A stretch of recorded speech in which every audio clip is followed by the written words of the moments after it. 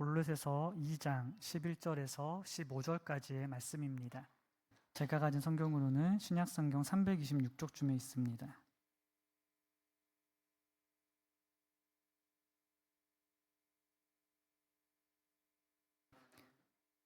골로새서 2장 11절에서 15절까지의 말씀입니다.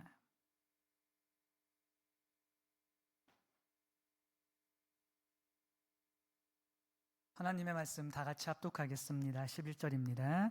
또 그 안에서 너희가 손으로 하지 아니한 할례를 받았으니 곧 육의 몸을 벗는 것이요 그리스도의 할례니라.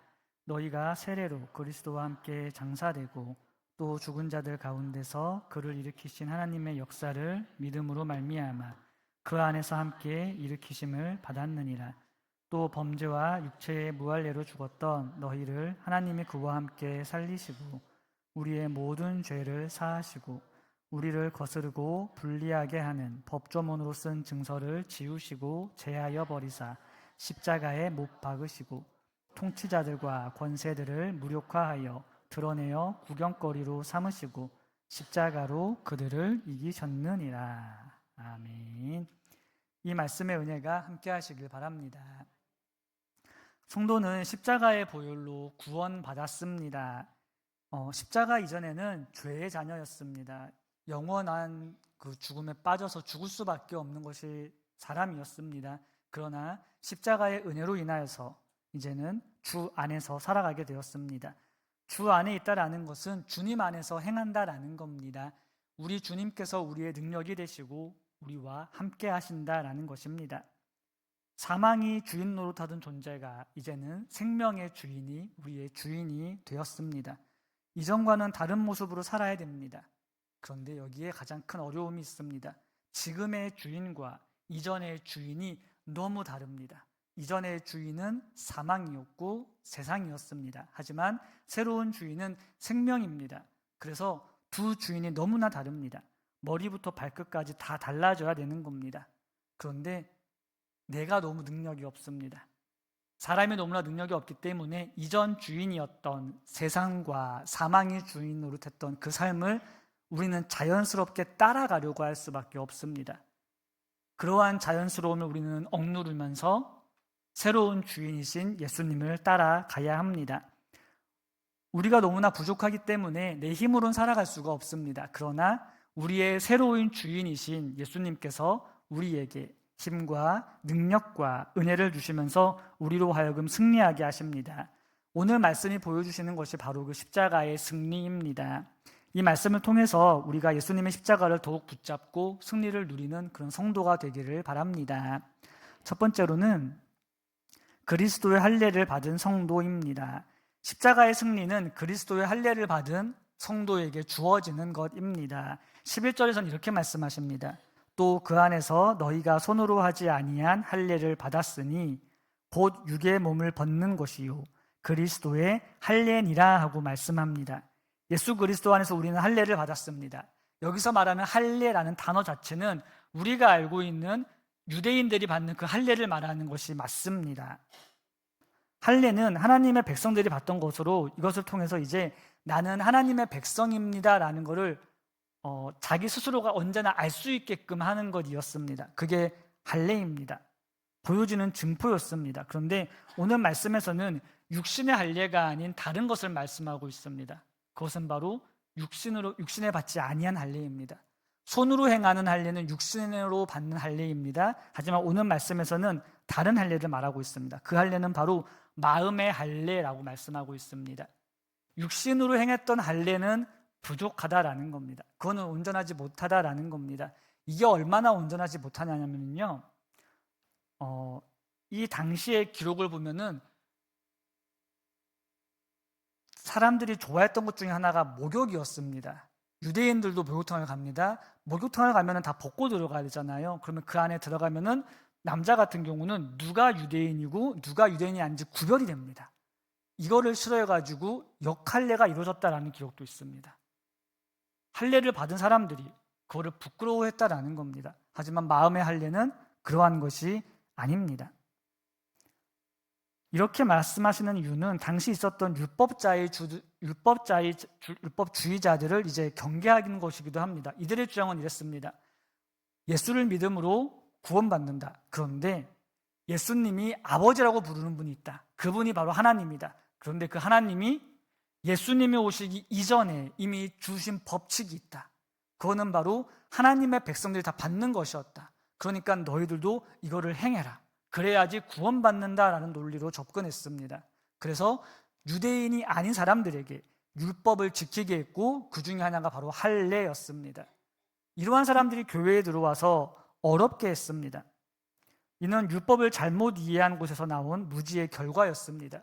보여지는 것, 할례, 율법이라고 말하겠습니다. 율법을 지키는 것, 이들이 주장했던 건 이겁니다. 율법을 지켜야 돼, 그래야지 구원받는 거야 라고 말을 했다라는 것입니다. 여러분들은 어떻게 생각하십니까?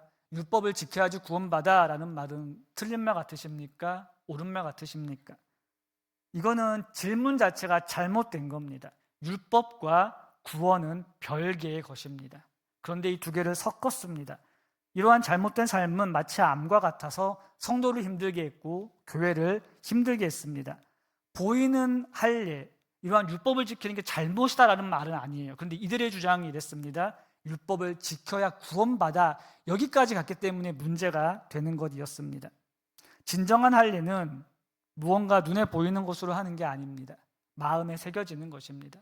그것은 부끄러워할 수도 없고 그것은 다시 돌릴 수도 없는 것입니다. 이것이 바로 그리스도의 할례이고요. 말씀을 보니까는 곧 육의 몸을 벗는 것이다 라고 말씀하고 있습니다. 여기서 벗는다라는 것은 바로 제거한다라는 뜻이 있습니다. 육의 몸을 제거한다라는 것은요, 인간의 옛 본성, 죄악된 것들을 제거한다라는 것을 말하는 겁니다. 이제는 예수를 믿음으로 이전에 있었던 것들은 다 지워졌으니 새 사람을 입었다라는 것입니다. 지금은 깨끗함을 유지하기 위해서 우리는 힘써야 되는 때이지, 더러운 것 때문에 여전히 그 옛날 것에 묶여 있을 때가 아니다라는 겁니다. 바울은 로마서 2장 29절 말씀에서 또한 이렇게 말씀합니다. 오직 이면적 유대인이 유대인이며 할례는 마음에 할지니 영에 있고 율법 조문에 있지 아니한 것이라. 그 칭찬이 사람에게서가 아니요 다만 하나님에게서니라 라고 말씀합니다. 눈에 보이는 할례는 온전하지 못하다라는 걸 말하는 겁니다. 드러나는 것으로 만족하지 말라라는 겁니다. 마음의 할례, 그리스도의 할례를 받으라라고 말씀하는 것입니다. 이것은 한 번에 되어지는 것이 아니고 계속해서 되어져야 되는 것입니다. 우리의 삶, 우리의 몸, 우리의 정신, 우리의 마음, 우리의 영혼이 계속해서 끊임없이 깨끗해지기 위해서 우리는 노력해야 되는 것입니다. 할례를 말하는 것은 무언가 보이는 것으로 인해서 우리의 구원이 확정되는 것이 아니다라는 것입니다. 다시 말해서 우리가 목사다, 장로다, 권사다, 집사다, 내가 헌금 얼마나 했고 교회에 얼마나 출석했다라는 눈에 보여지는 이 징표가 구원받는 기준이 아니다라는 것입니다. 교회 출석과 봉사와 헌금 생활하는 것은 눈에 보이는 것입니다. 이거는 우리의 구원을 확정해 주는 게 아닙니다. 그렇다고 해서 필요 없다라는 건 절대로 아닙니다. 이러한 것은 구원받은 성도가 당연히 해야 되는 것이 맞습니다. 그런데 이것을 한다고 해서 다 구원받은 게 아니다라는 겁니다. 좀 헷갈리시죠? 하라는 거냐 말라는 거냐? 하라는 겁니다. 대신 구원받은 백성으로서 하셔야 됩니다. 구원받지 않은 사람이 얼마든지 흉내는 낼 수 있습니다. 하지만 그 사람이 구원받는지는 전 잘 모르겠습니다. 하나님께서 택하신 백성이 구원받는 것입니다. 택하지 않은 사람도 얼마든지 착한 사람으로 뭐뭐 하는 척은 할 수 있습니다. 하지만 그러한 행동이 구원의 조건이 되는 것은 절대로 아니다라는 겁니다. 예수님의 이름으로 완전한 구원을 우리는 받았습니다. 조금의 부족함도 없습니다. 만약에 육신의 할례가 구원의 증표가 된다면 여러분, 예수님의 고생이, 예수님의 죽으심이 헛것이 되고 맙니다. 안 오셨어야만 합니다. 만약에 구원에 받는 기준이 할례라면은 하나님께서는 다른 것을 말씀하셨어야만 되는데 오늘 말씀에서는 그거를 말하고 있지 않습니다. 육신의 할례를 자랑하는 자들에게 경고하고 있는 것입니다. 이러한 육신의 할례 같은 것들, 눈에 보이는 것들의 장점 중에 하나는요, 자기를 드러내기 참 좋다라는 겁니다. 내가 이만큼 했어라는 것을 드러낼 수 있기 때문에 그렇습니다. 꼭 기억하시길 바랍니다. 눈에 보이는 것으로 우리는 구원받는 게 아닙니다. 마음에 새겨진 것으로 구원받는 것입니다. 저와 여러분이 이렇게 마음의 할례를 받은 성도로서 살아가는 그런 하나님의 자녀들 되시기를 바랍니다. 두 번째로는 세례로 그리스도와 함께 합니다.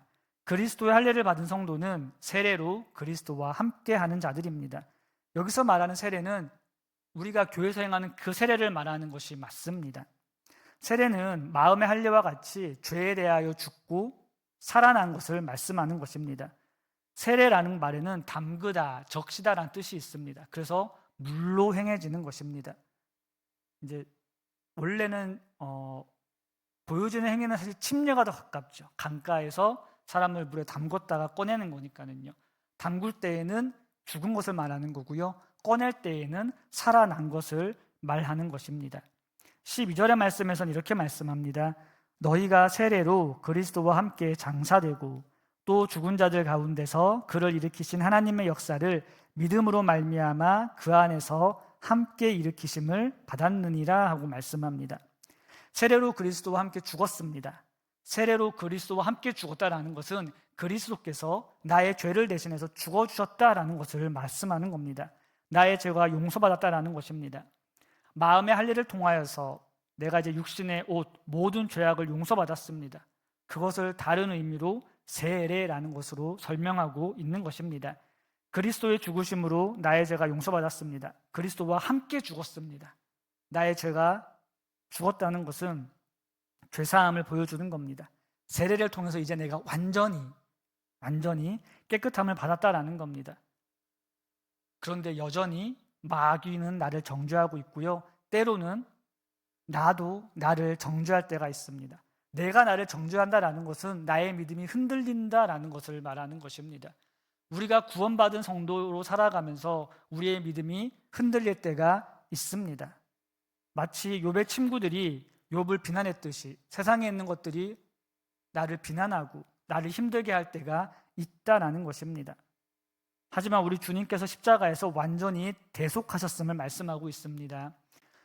병원에서 의사들이 이제 무슨 환자분 당신은 다 나았습니다라고 말을 할 때가 있습니다.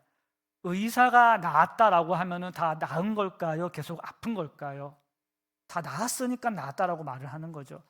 여러분 잘 보세요. 의사들은요 웬만해선 잘 나았다는 말을 안 합니다. 그 말을 잘 못합니다. 왜냐하면 어떻게 될지 모르기 때문에 그렇습니다. 그런데 의사가 다 나았다라고 하면 진짜로 나은 겁니다. 근데 환자인 내가 느끼기에 난 좀 아픈 것 같아요 라고 하면은 그건 또 다른 병이 있거나 나한테 문제가 있는 거지 그 병 때문에 아픈 것은 아닙니다. 예수님께서는 우리를 구원하시기 위해서 십자가에서 완전히 죽으셨습니다. 즉 우리는 온전히 구원받은 겁니다. 그런데 왜 우리는 나의 믿음을, 나의 구원을 확신하지 못하는 걸까요? 그게 우리의 부족함입니다. 그게 우리의 연약함입니다. 우리를 정죄합니다. 내가 이래서 될까? 혹은 다른 것 때문에 흔들리기도 합니다. 그런데 여러분, 내가 구원받았음은 내가 확증하는 게 아니고요. 말씀이 보여주는 것입니다. 예수 그리스도의 죽으심으로 그 보혈로 인해서 나의 죄가 죽었다라고 말씀합니다. 그러면은 죽은 겁니다.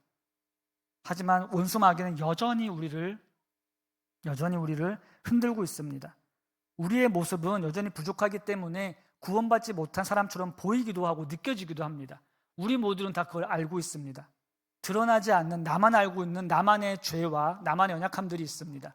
그것 때문에 혹은 내 삶 가운데 있는 어려움 때문에 내가 구원받은 것이 맞나라고 우리가 의심이 들기도 합니다. 하지만 여러분 기억하십시오. 구원은 내가 잘나서 얻는 게 아니고요. 예수님의 구원을 내가 얻는 것입니다. 그렇기 때문에 내가 잘났든 못났든 말씀이 내가 구원받았다라고 하고 내 마음 가운데 믿어진다면 그건 구원받은 것입니다. 세례를 통해서 또한 알 수 있는 것은 내가 살아났다라는 것입니다. 12절의 말씀을 보니까 이렇게 말씀합니다. 하나님의 역사를 믿음으로 말미암아 그 안에서 함께 일으키심을 받았다라고 말씀하고 있습니다. 함께 죽고 함께 일으키심을 받았다라는 것입니다. 그 모든 것들은 다 하나님께서 행하신 것입니다. 12절의 말씀 중간쯤을 보니까는요, 하나님의 역사를 믿음으로라고 말씀하고 있습니다. 하나님의 역사를 믿음으로입니다. 여기서 말씀하시는 역사라는 것은 운동력 있는 힘을 말하는 거고요. 다른 말로는 에너지를 말하는 겁니다. 하나님의 에너지로 인하여서 우리가 죽고 살아났다라는 겁니다. 나의 능력은 유한합니다. 그러나 하나님의 무한하신 그 에너지의 능력이 우리의 삶 가운데 함께하면서 나를 살리는 겁니다. 가지가 나무에 붙어 있으면요, 가지는 끊임없이 열매를 맺을 수 있습니다. 우리는 가지고 하나님이 무한하신 에너지 되시는 나무입니다. 그 안에 우리는 붙어 있습니다. 그렇기 때문에 우리는 살아나게 되는 것입니다. 나를 일으키시는 하나님의 역사가 우리를 세워주는 겁니다. 그래서 우리를 살아나게 하시는 겁니다. 나만 보면은 죽어야 되고요, 나만 보면은 죄인인 것이 맞습니다. 그러나 나를 바라보지 마시고 믿음으로 하나님을 바라보시길 바랍니다. 우리 하나님께서 그 구원 역사를 이루기 위해서 함께 죽게 하셨고 함께 살아나게 하셨다라고 말씀하고 있습니다. 13절의 말씀 보니까 또한 이렇게 말씀합니다. 또 범죄와 육체의 무할례로 죽었던 너희를 하나님이 그와 함께 살리시고 우리의 모든 죄를 사하시고 라고 말씀합니다. 나의 모습은 죽어야 할 것만 보입니다. 그런데 아니에요. 말씀이 살렸다라고 말씀을 하고 있습니다. 특히 오늘 이 말씀을 받는 대상자들은요, 유대인들이 아닙니다. 우리와 같은 이방인들입니다. 그래서 말씀을 보니까는요, 범죄와 육체의 무할례로 죽었던이라고 말씀을 하고 있습니다. 여기서 말씀하시는 범죄는 우리의 원죄를 말하는 거고요, 무할례는 말 그대로 할례받지 않은 걸 말하는 겁니다. 유대인들에게 있어서 할례받지 않은 이방인들은요, 하나님께서 지옥의 불쏘시개로 쓰시려고 만든 자들에 불과한 자들이었습니다. 그런데 말씀은 당당히 말하고 있습니다. 너희들이 이전에는 이런 사람이었지만 지금은 하나님이 그와 함께 살리셨다라고 분명히 말씀하고 있습니다. 저와 여러분들이 그 은혜를 받은 사람입니다. 이것이 세례 안에 들어가 있습니다. 세례를 통해서 내가 죽었고 내가 살아남을 고백하는 것입니다. 놀라운 것은요, 내가 죽은 것도 있고 살아난 것도 있는데 이 모든 것은 하나님의 역사로 인해서 됐다라는 겁니다. 하나님께서 다 행하셨습니다. 하나님께서 계획하시고 예수님께서 순종하시고 또한 성령님께서 그 예수 그리스도의 보혈의 공로를 우리에게 적용시켜 주시는 겁니다. 나의 구원을 하나님이 이루셨습니다. 모든 것을 하나님이 다 하셨습니다. 우리가 할 것은 믿으면 되는 겁니다. 그런데 어려운 게 그거죠. 믿음이 흔들릴 때가 있다는 겁니다. 우리가 현실에 어려움이 있을 때에 믿음이 흔들립니다. 그럴 때마다 꼭 기억하시길 바랍니다. 하나님께서 하셨다라는 겁니다. 내가 지금 이렇게 힘든 거, 내가 아픈 거, 내가 속상한 거, 내가 구원받지 못한 사람인가? 왜 하나님이 안 보일까? 이럴 때가 있습니다. 우리가 사람이기 때문에 하나님 앞에 실수할 수도 있습니다. 하지만 하나님께서는 우리의 착한 행동을 보시고 구원해 주신 게 아닙니다. 우리가 행동하기 이전에 이미 선택하셨다라는 겁니다. 이 말씀을 꼭 믿으시길 바랍니다. 근데 잘 믿으셔야 합니다. 우리의 행동을 보시기 전에 하셨다라고 해서 막살자가 아닙니다. 그거는 잘못된 이단으로 빠지는 겁니다. 우리의 행동이 우리의 구원에 아무런 영향을 끼치지는 않지만 구원받은 사람으로서 그 책임을 다하며 살아가셔야 되는 겁니다. 그 모습을 말씀하고 있습니다. 세 번째로는 십자가로 승리를 이루셨습니다. 세례를 통해 그리스도와 함께 죽고 함께 살아났습니다.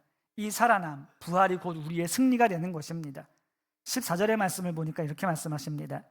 우리를 거스르고 불리하게 하는 법조문으로 쓴 증서를 지우시고 제하여 버리사 십자가에 못 박으시고 라고 말씀하고 있습니다. 얻은 것입니다. 원래 이것들은 거스르고 불리하게 하는 법조문이었습니다. 우리에게 안 좋은 것이었고요, 여기서 말하는 이 법조문은 바로 율법을 말하는 겁니다. 다시 한번 말씀드리지만 율법이 나쁜 것은 아닙니다. 그런데 오늘 말씀에서는 조금 부정적인 의미로 쓰이긴 합니다. 율법주의자들 때문에 그렇습니다.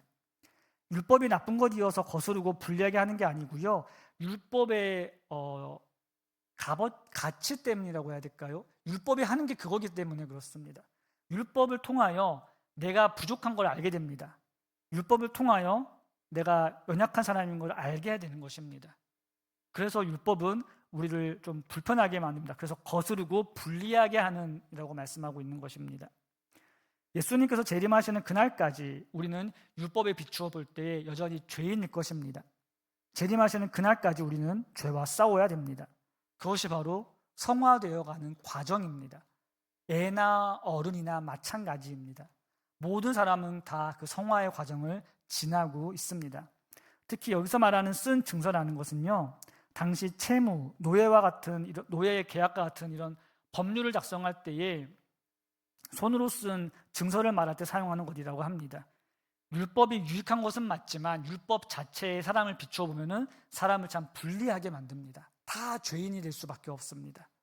하지만 이제는 그것이 우리에게 비추지 않습니다. 이걸 지우시고 십자가에 못 박게 하셨습니다. 이 증서에서 사람을 자유롭게 하셨다고 말씀하고 있습니다. 사람의 능력으로는 벗어날 수 없는 것에서 구원을 얻게 하셨습니다. 율법을 지켜야 구원받는다라고 말하면 틀린 말입니다. 구원은 율법과 관계가 없습니다. 말씀드렸던 것처럼 구원받은 사람이 율법을 지키려고 노력해야 되는 게 맞는 거지, 율법 못 지켰으니까는 너는 지옥 가야 돼, 이거는 잘못됐다라는 것이지요. 율법, 하나님의 말씀을 어기는 것이 잘못은 맞습니다. 율법을 지키는 게 우리에게 유익한 것이 맞습니다. 하지만 그것이 구원의 기준은 절대로 아닙니다. 처음에 말씀드렸던 것처럼 그게 맞다면은 예수님의 십자가는 필요가 없습니다. 우리 하나님께서 이루신 것은 율법을 지켜서 구원받는 게 아닙니다. 예수를 믿음으로 구원받는 것이고 그 모든 것은 하나님이 이미 다 행하셨다라고 말씀하고 있습니다. 그래서 마지막 절 15절 말씀에서 이렇게 말씀합니다. 통치자들과 권세들을 무력화하여 드러내어 구경거리로 삼으시고 십자가로 그들을 이기셨다라고 말씀하고 있습니다. 이 말씀이 보여주는 것은요, 다 승리하신 것을 보여주는 것입니다. 드러냈다, 구경거리로 됐다라는 것이 바로 승리의 모습입니다. 이 당시에 있었던 전쟁에서 승리한 사람들, 특히 장군들은요, 그냥 오지 않고 자기한테 진 사람 있죠. 적들의 갑옷을 벗겼다고 합니다. 그래서 자기의 뒤에 끌고 왔대요. 그리고 와서 사람들 앞에서 보여줬다고 합니다. 개선 장군의 모습을 보여주는 거예요. 이전에는 율법에 사로잡힌 사람이었지만 이제는 아니다. 이제는 십자가가 그 모든 것들을 못 받았다라고 말씀하고 있는 것입니다. 이렇게 하신 이유는 또 다른 이유가 여러분 이것이라고 생각을 해요. 율법을 지켜서 구원받을 수 있는 사람은 아무도 없습니다. 그런데 만약에 율법을 지킬 수 있다라고 하면은 그거는 그 사람의 자랑이 되겠죠. 그때부터 넘어지는 게 됩니다. 사람은 나를 높이면서 얼마든지 간에 교만해질 수가 있습니다. 즉 우리의 자랑은 십자가만 자랑이 될 수밖에 없습니다. 그 십자가가 바로 승리하신 십자가입니다. 십자가를 자랑하는 사람이 되어야 됩니다. 다른 것을 자랑하면은 그때부터는 교만해지는 것입니다. 십자가를 자랑하는 것은 나의 공로를 자랑하는 게 아닙니다. 하나님의 행하신 일을 자랑하는 겁니다. 십자가만 자랑하며 십자가만 바라보고 살아가야 됩니다. 율법을 자랑하는 사람들, 마치 거리에 서서 큰 소리로 기도하기를 좋아하는 사람들과 같습니다. 내가 이런 사람입니다라고 드러내는 것입니다. 하지만 가짜 자랑입니다. 그거는요. 왜냐하면 자랑이 아니기 때문에 그렇습니다. 진짜 자랑은 그러한 자랑이 아닙니다. 내 힘으로 이루지 않았지만 우리 하나님께서 이루어 주신 그 구원을 자랑하는 게 바로 진짜 자랑이다라고 말씀하고 있습니다. 우리가 십자가의 은혜로 살아가며 이러한 승리를 누리는 성도가 되시기를 바랍니다. 아무리 세상의 것이 자랑이 된다 할지라도 자랑 아닙니다. 오늘 말씀이 보여주고 있는 것은 오직 십자가입니다. 십자가에서 승리하셨다. 십자가로 이루셨다. 그러니까는 율법을 좇아 살아가며 거기에 얽매이지 말아라. 얽매이지 말라라는 것은 지키지 말라라는 게 아닙니다. 말씀에 순종하되 이거를 지켜 구원받는다라고 생각하지 말라라는 것입니다. 저와 여러분들이 나의 공로가 아닌 오직 하나님의 그 은혜로 구원받은 백성임을 온전한 믿음으로 믿고 살아갈 수 있는 그런 성도가 되시길 바랍니다. 말씀을 정리하겠습니다. 우리는 예수님의 보혈로 구원받았습니다. 예수님 안에서 살아가야 됩니다. 먼저 우리는요, 그리스도의 할례를 받았습니다. 그리스도의 할례는 눈에 보이는 할례가 아닙니다. 마음의 할례입니다. 우리 마음의 할례를 받았습니다.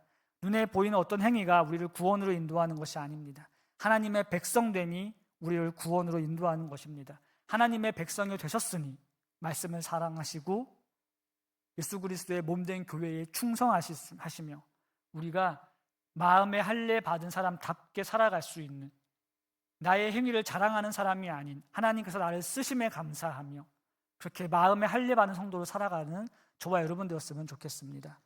또한 우리는 세례 받음으로써 그리스도와 함께합니다. 그리스도와 함께 죽었고 그리스도와 함께 살아났습니다. 우리 예수님께서 재림하시는 그날까지 우리는 그러한 모습으로 살아가야 됩니다. 나는 능력 없는 게 맞습니다. 하지만 우리 하나님께서 능력이 있으십니다. 그 믿음의 역사를 우리 삶 가운데 이루실 것입니다. 우리가 할 것은 내가 능력 의지해서 하나님 앞에 붙어 있는 게 아니고요, 믿음으로 붙잡고 있는 겁니다. 너무나 부족하지만 하나님 붙잡고 있으면은 우리 하나님의 그 역사가 우리의 삶 가운데 이루어지며 우리가 온전한 성도로 살아갈 수 있도록 우리 하나님께서 힘과 능력을 더해 주실 것입니다. 우리는 이 땅을 살아가면서 오직 십자가만 자랑하는 사람이 되어야 됩니다. 왜냐하면 십자가가 승리이기 때문에 그렇습니다. 우리의 자랑이 이러한 십자가가 되시기를 바랍니다. 나머지는 자랑이 될 수가 없습니다. 우리 주님께서 우리의 구원을 온전히 이루신 그 십자가만을 자랑하고 그 십자가로 인하여서 살아가시며 우리 주님께서 다시 오시는 그날까지, 또한 우리를 부르시는 그날까지 성도로서 부끄럽지 않게 살아갈 수 있는 저와 여러분 되기를 주님의 이름으로 축원합니다. 함께 우리 찬양하고